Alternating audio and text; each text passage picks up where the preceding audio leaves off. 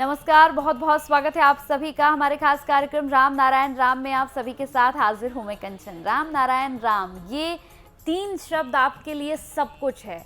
अगर आप इस कार्यक्रम से जुड़े हुए हैं या पहली बार इस कार्यक्रम से जुड़ रहे हैं तो बिल्कुल भी इस वीडियो को या इस कार्यक्रम को स्किप मत करिएगा, रिमोट चेंज बिल्कुल मत करिएगा, क्योंकि ये कार्यक्रम सिर्फ आपके लिए है और ये कार्यक्रम आपके जीवन में जो बदलाव लेकर आएगा वो बदलाव आप हर जगह जाकर बताएंगे और उनसे कहेंगे कि भाई मेरे जीवन में बहुत बदलाव आया है, आप भी इस कार्यक्रम से एक बार जरूर जुड़िएगा। तो चलिए कार्यक्रम को आरंभ करते हैं और आज एक और महत्वपूर्ण विषय पर चर्चा करेंगे। हमारे साथ संतान दल के प्रेसिडेंट शंकर सरकार जी हैं और खास मेहमान हमारे साथ संगीता मुखर्जी जी हैं। बहुत बहुत स्वागत है आप लोग। राम नारायण राम। तो कार्यक्रम को यहाँ पर आरंभ करेंगे। प्रेसिडेंट जी, आज मैं शुरुआत कर रही हूँ और सबसे महत्वपूर्ण विषय सवाल मेरा यह है कि ज्ञान विद्या क्या है, क्योंकि लोगों को अभी इसके बारे में बहुत अच्छे से विस्तृत तरीके से जानकारी नहीं है, तो इसके बारे में आज आप थोड़ा सा बताइए। देखिए, ज्ञान ऐसा चीज है जो हम आंखों से पहले देखते हैं, कोई कानों से सुनाई देता है, तो हमारा अंदर ही अंदर चिंतन पैदा हो जाता है। जब हम चिंतन करते हैं, ब्रेन जो है वो अटेंशन में आ जाता है, वो अटेंशन हो जाता है, हम क्या निर्देश उसको देते हैं सोई अच्छा, फिर वो क्या करता है, फिर हमको विवेक को भेज देता है, विवेक हमको फाइनल जजमेंट देता है। तो कर्म ही प्रज्ञा है, ज्ञान है। कर्म से जो ऊर्जा और सिद्धांत और फल मिलता है, रिजल्ट मिलता है, वही हमारा सुझाव है, ज्ञान है, समझे ना। तो इसलिए विवेक का हिसाब से काम इंसान जितना ज्यादा करेगा जीवन में, उनका खुद का जीवन में भी सुधार आएगा और समाज का बहुत कल्याण होगा। हम और समाज कोई अलग चीज नहीं है, समाज ही हम है, हम ही समाज है। तो दोनों को बराबर ठीक रखने के लिए खुद जियो, समाज को जीने के लिए थोड़ा टाइम समय दो, उनको पास हमारा समय देना चाहिए। सामने वाला ठीक है कि नहीं है, उनका पास खाना है कि नहीं है, उनका पास कोई कम है कि नहीं है, उनके पास समस्या है कि नहीं है, इसके बारे में हम लोग को सबको चिंतन करना चाहिए। देखिए, सबसे देखने का चीज है, आसमान में जो सूरज है एक अग्निपिंड है गोलाकार, कितना बड़ा, आग जलता है, चलता है, चालू है, वो निभता नहीं है, वो खत्म नहीं हो रहा है, एक दिन तो खत्म होने वाला है। जब वो पैदा हुआ, जन्म लिया, सृष्टि हुआ, खत्म उनको भी होना है। तो इसलिए जब तक हमारा जीवन का काम पूरा नहीं होता है, हमारा शिक्षा, हमारा ज्ञान, हमारा कर्म, हमारा समय बराबर नहीं होता है, तब तक हमको वो काम करना ही पड़ेगा। और विवेक के अंदर जो सारा मिलता है, उनको जो जितना एक्सरसाइज करेगा, लेगा, पूर्णांगो लेगा, 100% लेगा, उनका जीवन में ऊर्जा ही ऊर्जा, प्राप्ति प्राप्ति, आनंद ही आनंद और सुख ही सुख आ सकता है। ये बहु चिरंतन सत्य है। तो चिरंतन सत्य को, प्रज्ञा को, ज्ञान को, जो एग्जिस्टिंग है वो ज्ञानी प्रज्ञा है, प्रज्ञा ही ज्ञान है। ज्ञानी निर्देश हमारा कर्म होता है और विवेकाधीन कर्म ही हमारा धर्म होता है। अलग से कोई धर्म, मैन-मेड धर्म का कोई वैल्यू, कोई जरूरी नहीं है। जी, तो जैसा आपका प्रश्न था कंचन की ज्ञान के बारे में, देखिए ज्ञान अर्जन करना और फिर उसको अपनी लाइफ में इम्प्लीमेंटेशन करना, एक है एजुकेशन और एक है ज्ञान। सिर्फ किताबी चीज़ें पढ़ के आप किसी अच्छी डिग्री को प्राप्त कर सकते हैं, तो वो तो सिर्फ आपके काम आएगी। ठीक है, आप इंजीनियर बन गए, आप अपने लिए पढ़ना विद्या है और उससे जो ऊर्जा पैदा होता है, किताब पढ़ने के बाद जो दिशा मिलता है, वो जो जानकारी मिलता है, वो ज्ञान है। जी बिल्कुल, वही मैं कहना चाह रही थी। लेकिन जो किताबें पढ़ के या जो कुछ करके, एक तो है कि हम डिग्री प्राप्त करने के लिए पढ़ रहे हैं, उसको सिर्फ किसी तरह से याद करके एग्जाम दे के पास होने के लिए, मैन-मेड एजुकेशन है। हाँ, वो है एजुकेशन, कि हमें अच्छा रिजल्ट करके हमें किसी एक पोस्ट पे पहुंचने के लिए इतने सारे सर्टिफिकेट चाहिए, वो तो हो गई शिक्षा।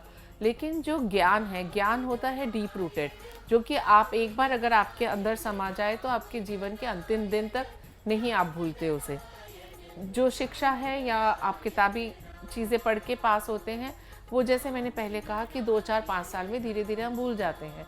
लेकिन जो ज्ञान है हमारे अंदर की, जो ज्ञान की ज्योति अगर एक बार जल जाती है वो कभी नहीं बुझती। और जिसके अंदर ज्ञान की ज्योति एक बार जल जाए, वो उस ज्ञान की ज्योति से अपने आसपास को अलौकिक कर सकता है। अलौकिक करना मतलब क्या है? ये अपने अंदर लिमिटेड ना रख के उसको समाज के विस्तार के लिए, समाज के सुधार के लिए इस्तेमाल किया जा सकता है। ज्ञान ही तो हमारा विवेक है। जी बिल्कुल ज्ञान चिरो जागृत है। जी। एक प्रदीप, क्या बोलते हैं, दिया दिया है, वही। और बुझता नहीं है।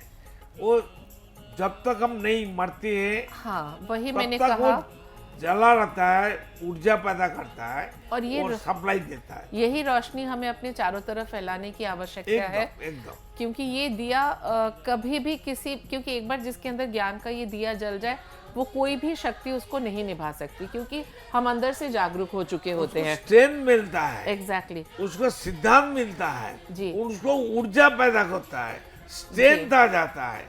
वो उसको रुकने वाला कोई नहीं होता है, वो खुद बलवान बन जाता है। जो दिशा मिल जाता है, उनको रुकने वाला कोई नहीं है। जी।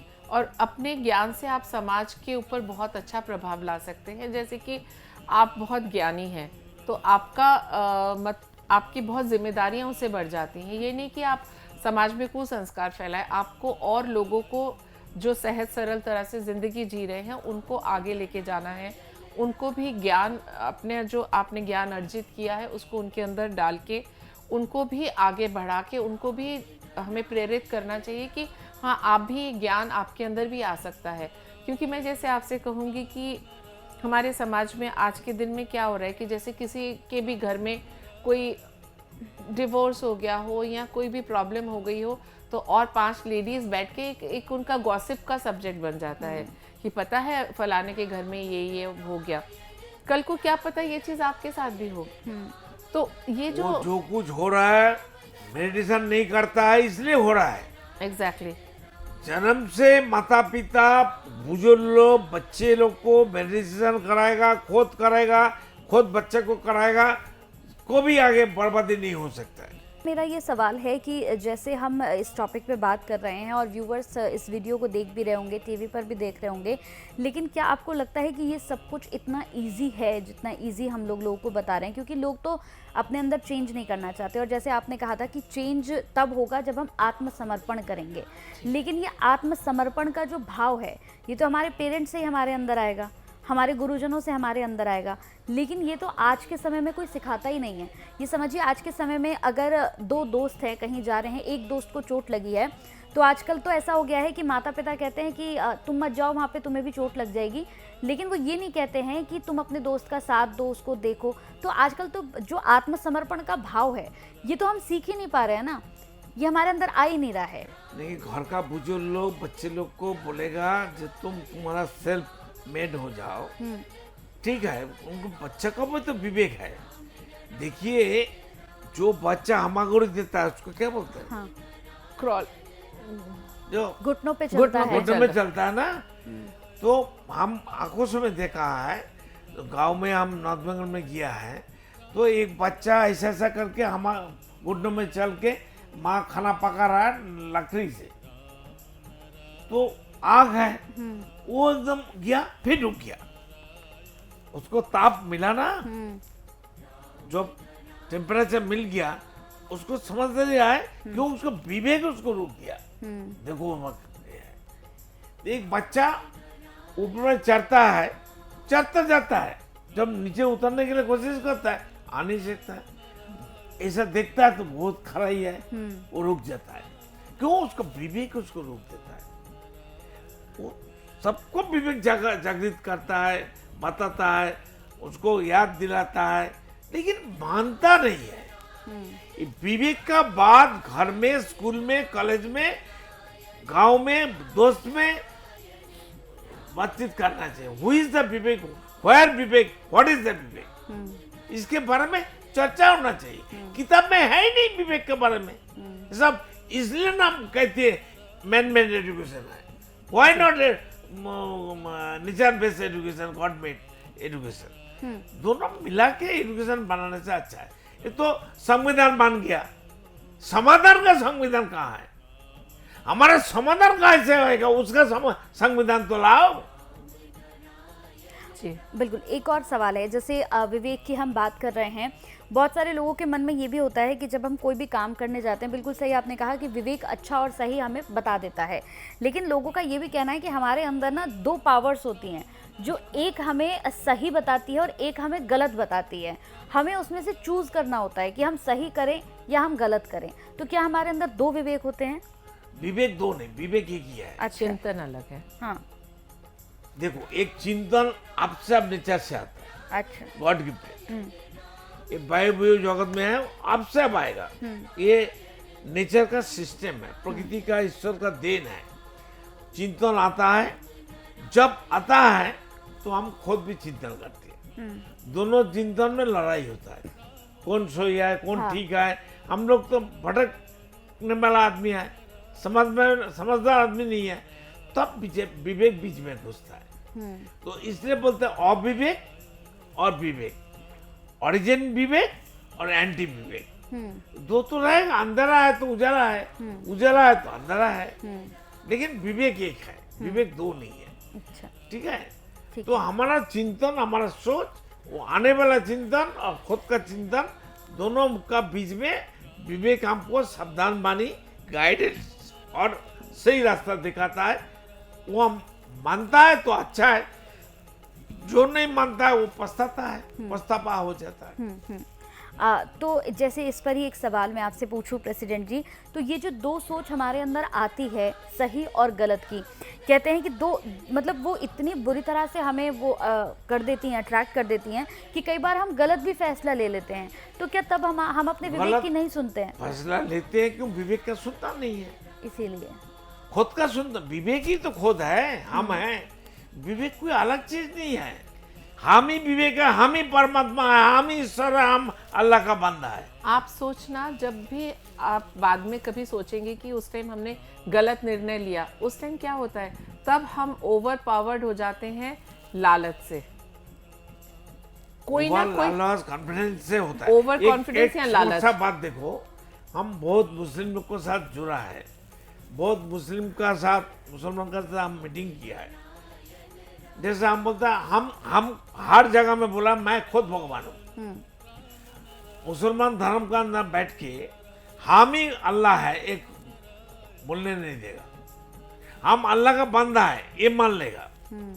लेकिन हम हिंदू धर्म, सनातन धर्म, बुद्धिस्ट धर्म, क्रिश्चियन धर्म में हम बोलेंगे हम ही गॉड है, कोई प्रतिवाद करने वाला नहीं है।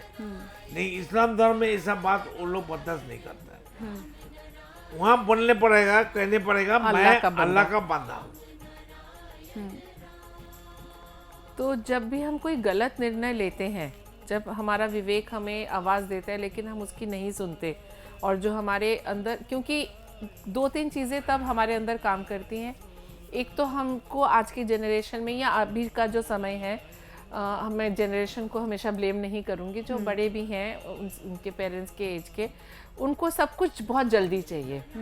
हर चीज़ का एक नेचुरल प्रोसेस होता है। हमने आज बीज बोया तो पेड़ को उगने में टाइम देना होगा, समय बड़ा बलवान है, लेकिन सबको टाइम से पहले सब कुछ चाहिए। बिल्कुल समय से पहले चाहिए, ये होता नहीं है। क्विक मनी, क्विक सब कुछ।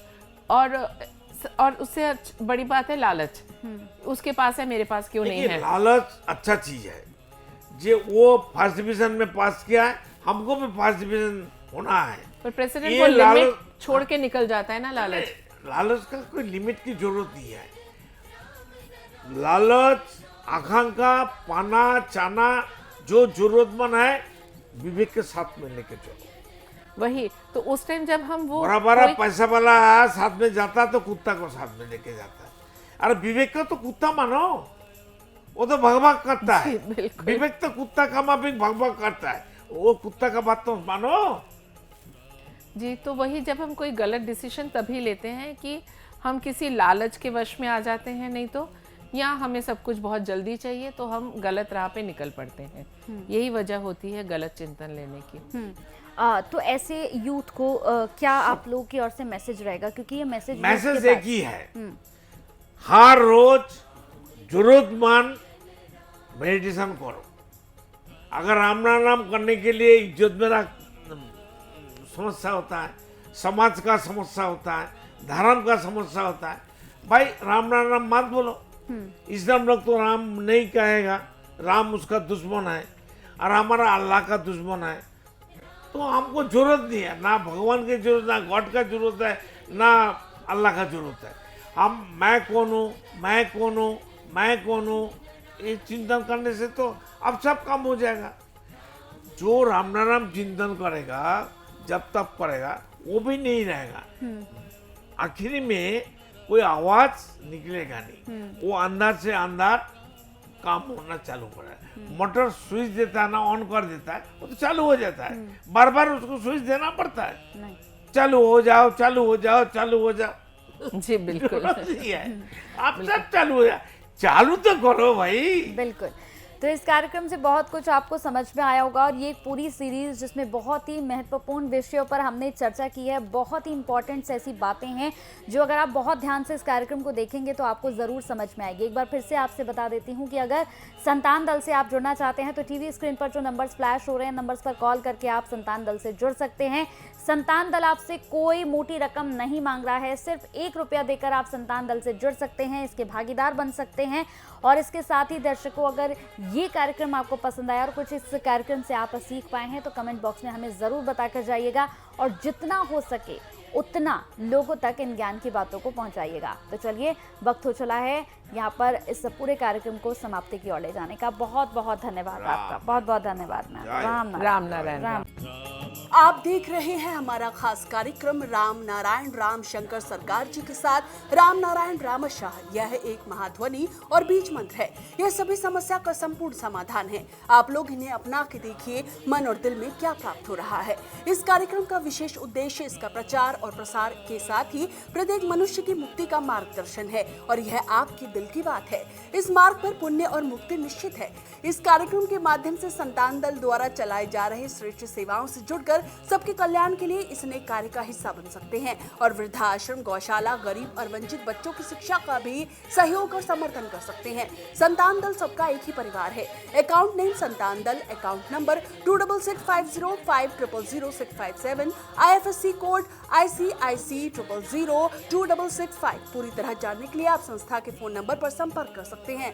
Phone number 6291342066, 9836073503। Email ID santandal1960@gmail.com।